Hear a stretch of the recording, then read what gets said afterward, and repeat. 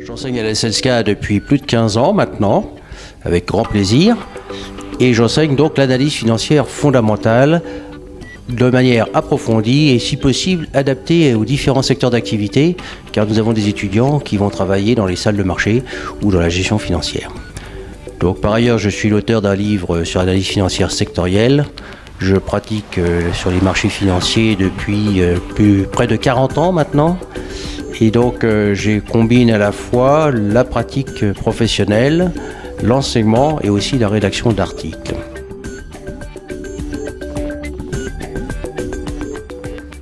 Conférence, comme vous le disiez, sur l'analyse financière fondamentale, ses mérites, le caractère technique qu'elle représente, les différents domaines d'application et également l'application particulière au marché financier. Donc concernant 2019, je pense que nous avons affaire à 3 grands thèmes qui sont la hausse des taux, le ralentissement de l'économie et la réduction de la liquidité sur les marchés.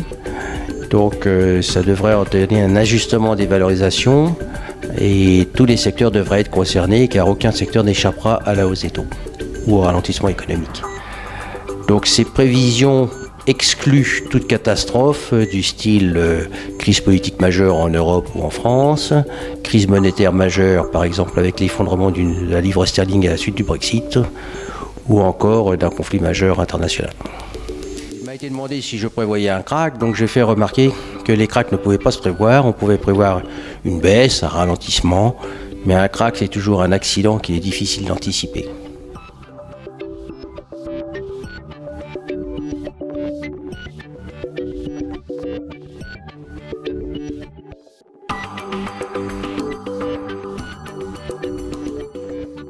Ce qui s'est dit ce soir avec le président donc, de l'Association française d'analyse technique, M. Laurent Albi, et M. Naudet, donc membre éminent de la Société française d'analyse financière, ça a été en premier lieu un choc des cultures entre l'analyse fondamentale classique et effectivement cette analyse technique qui longtemps a été décriée et qui depuis maintenant une bonne vingtaine d'années a ses lettres de noblesse dans effectivement les marchés financiers, mais également les travaux universitaires, ce qui est quelque part une légitimité remarquable.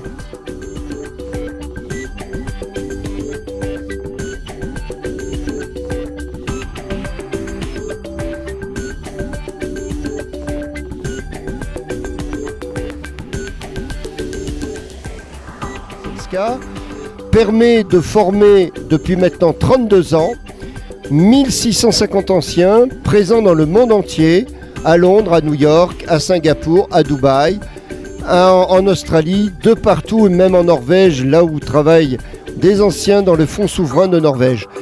Les SLSCA a une particularité, le A qui veut dire sciences commerciales appliquées, c'est effectivement par rapport à des cursus universitaires classiques fondamentaux, où on arrive à faire ce mix entre des cas d'école pratiques et de la théorie et des mises en situation sur le marché, avec notamment une salle de marché où nous avons des postes Bloomberg, qui est effectivement la Rolls des marchés financiers d'information.